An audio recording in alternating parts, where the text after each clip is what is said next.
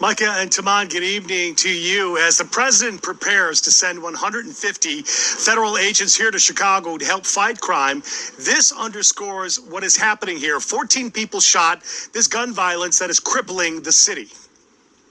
I give it a thumbs up because of the violence that's continuing day in and day out, weekend, little children, and it's just unnatural that all this violence like we're literally in a war zone. In our communities, it's really sad.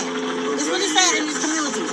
But the children can come out and play. We can't walk to the store. We can't go to the laundromat. We can't go attend a funeral.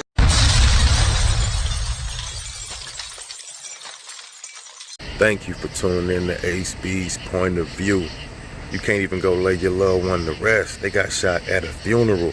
But the icing on the cake is that Trump is going to go ahead and send 150 federal agents out there to combat the violence in Chicago.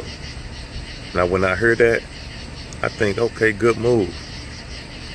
But then the other side of the coin, I think about them young brothers and that's out there wild and that's going to have these detectives. Let me take that back. Not detectives, these federal agents to deal with. But something got to change over there. We can't walk to the store. We can't go to the laundromat. We can't go attend a funeral. Who can't attend a funeral? Good gracious. 2 more ambulances.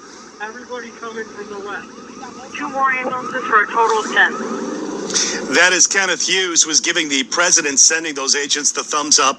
And Arnita Geeter, they live together here in the neighborhood. They heard those gunshots, came out and saw all those bodies all over the place. The people shot were attending a funeral for a 31-year-old man, our understanding is, who was shot himself a week ago. The majority of them victims was women with upper body wounds. They call it Chirac. Where the shy love. Check out some more details. There are at least 60 gun shell casings on the street.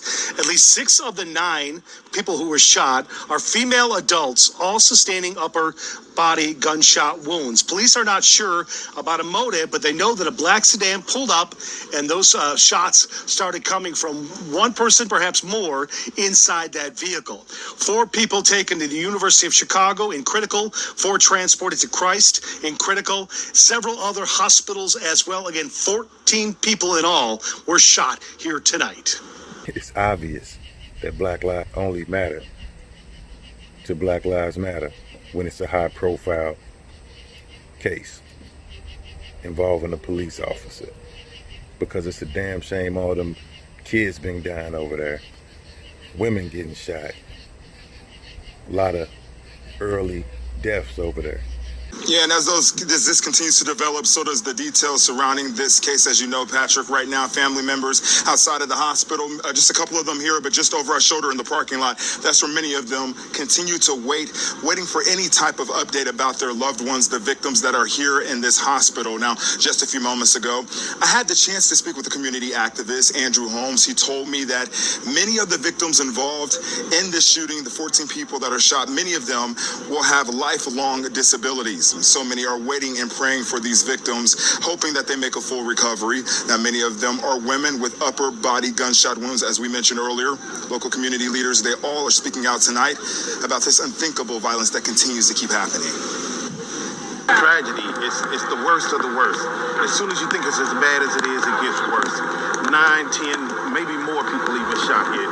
Just a tragedy. Chicago, something needs to happen. Something. What y'all think about that?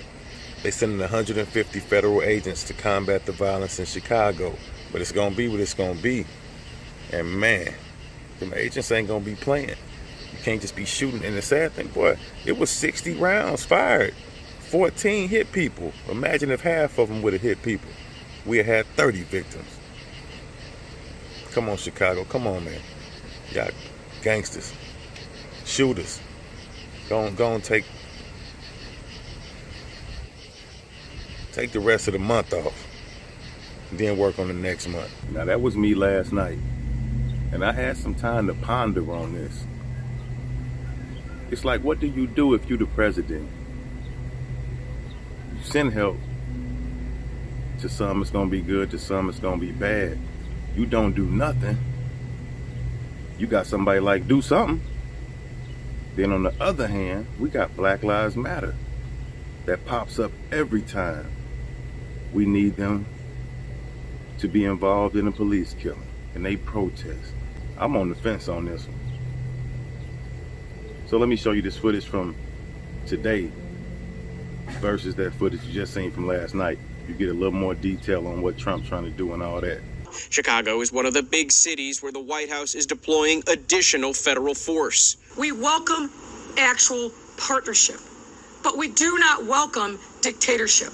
We do not welcome authoritarianism. The surge in violence in several big cities is approaching record levels. Atlanta seeing an 86% increase in murders. Kansas City now on pace for its deadliest year ever. Just this week, a woman was shot and killed while pushing a baby in a stroller. But the mayors of those cities are now being joined by 13 others in signing a letter to the Trump administration condemning the use of federal force on their streets. Chirac, shine light, be the light. Let's keep it moving.